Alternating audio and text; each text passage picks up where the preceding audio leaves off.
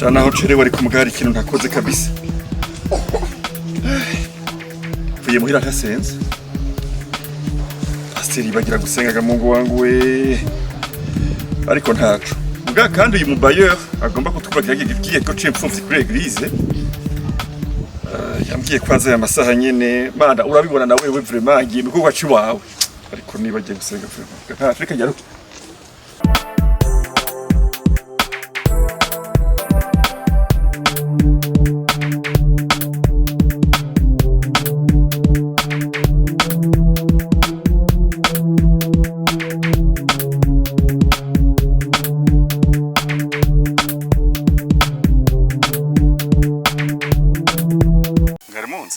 Yego turabazi.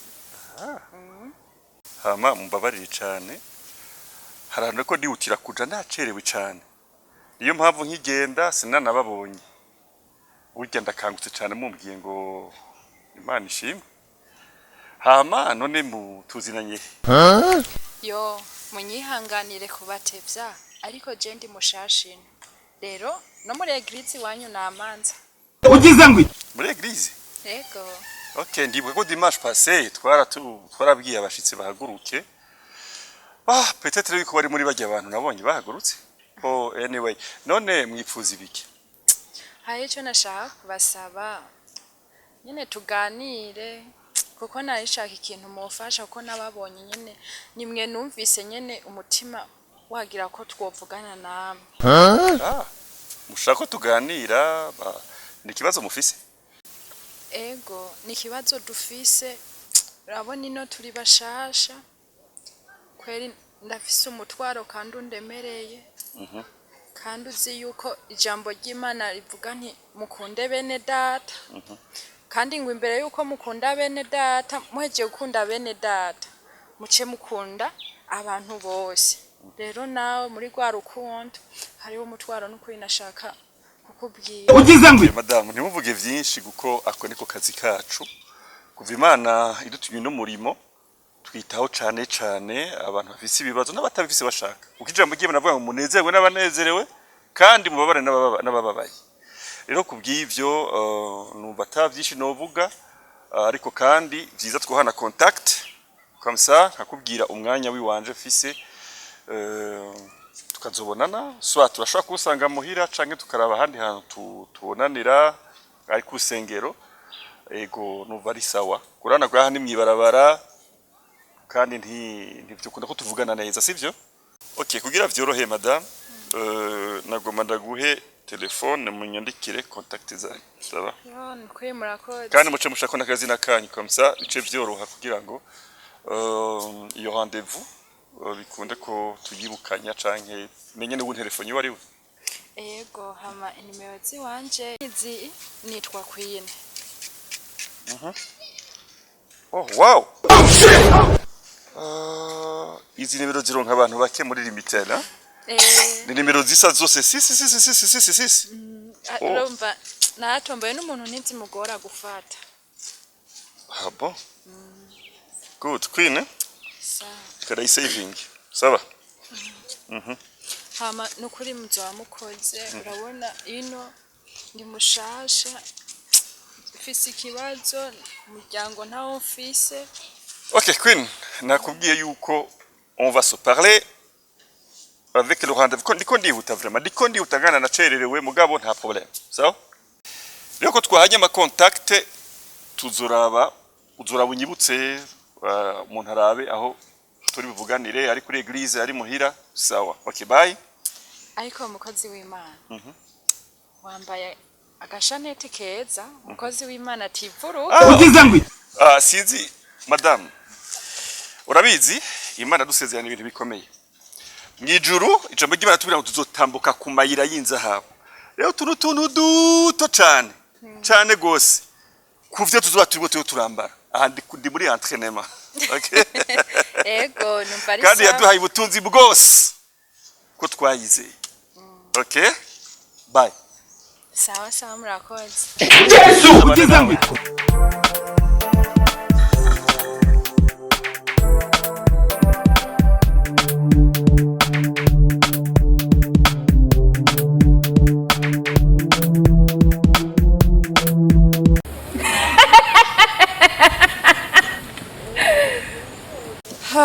muhinga ngurwa n'uyundi Jesus!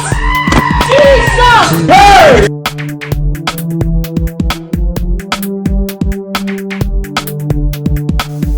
abonga muradu Karibu. Umeze neza? Karibu sana. Umeze bon? Ego ni sawa. Meze neza na. Sawa. Ko wari wati? Emwe no kuri wa muntu ho twari twamufatiye niyo mpamvu amenye nateye. Ego. Gusanzwe nari nakurindiriye. Aha nari kuba ndi no mu cyumba ndiko ndasenga. Nuzuzwa umwuka twahawe kugira ngo ubushobozi bubandanye bwiyongera. Mugamvuga ati reka ndakurindire kugira uze ndagusengera hanyuma izo mpwemu mbizigende mu izina twahawe. Nukuri wa muntu waje wamfashije nukuri hamwe wonsengera ingwara ngo igakira. Nukuri wamfashije. Hakomba ugenda ukambaga ngo basizemo ikindi kinyama ntazi. Nukuri je wamfashije. Kubisanzwe utegerezwa gukira. Kuko turafise ububasha twahawe. Yego. Tukorera mu mpwemu y'ico bita prophet. Uracumva? Ico ni kintu prophecy. Twebwe rero tudomako. Ugize ngo byumva. Ikintu nshaka kukubwira ni kimwe gusa wizere. Ujya munsi narababaye hajya mu ishamba kubona ujya mugore yaciyaza yaratwononeye. Ngungu biki. Shana tujya mugore ko yarambabaje. Haje yarambabaje nari nzi ko ujya munsi nyene ntarana n'ino ngwara. Muga nta kibazo. Umwanya wari ubu nyene. Ari kugira ngo uza ahantu nkaha atubona ivyo dukora byose tubikore turi mu gacerere kuko n'Imana burya ikora mu gacerere. ugize ngo Nanje kweri naje. None urizeye gukira? Nukuri ndabyizeye cyane ndabyizeye. Ha noreka kwizera we n'ingwara ko nandemaranye igihe. Aha wo mfashije ahubwo. Kuba ndi ico bita maimoniste isi au Burundi. Yesu we Ivyo ntavyo gufyina. Uracumva ico kintu? Ni ikintu gikomeye gikora ibintu mwisi nzima. Ata muntu numwe abikora. Kiretse uwampaye ububasha wenyine. Yaragomba gukitse. ugize ngo Urabona wavuze yuko ubabara ngaha. Ujya turafise idiri dukoresha zo kugira ngo ibintu bigende fresh. Kusengera. Neche manza kuryama ngaha afatu. We ntugire ikibazo we kubita neza uko. Kubera ko dufise systeme dukoresha kubwubasha twahawe. Kuko umuntu wese afise kunsenga hanyuma agakira. Ahantu kugira impunzi zose zambure we ntiwozambura. Shako nungwaye no zambura. Nene turi babiri twe. Wetega rero. Ndakorera akantu kumutse. Yego.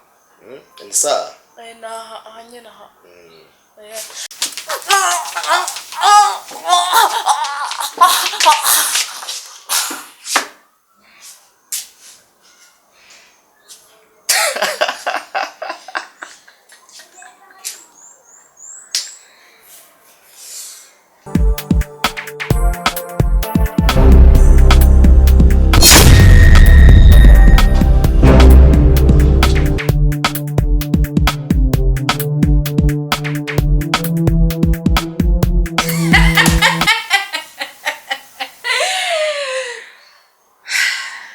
Sawa urashimishije abavyeyi ubu bufyinyi buraheze ubona none kuri kurakura ikimazi cambere kirabonetse ariko wibuke ko hasigaye ikindi kimwe kandi naco utegezwa gukwakwanya gakura ibintu mu nzira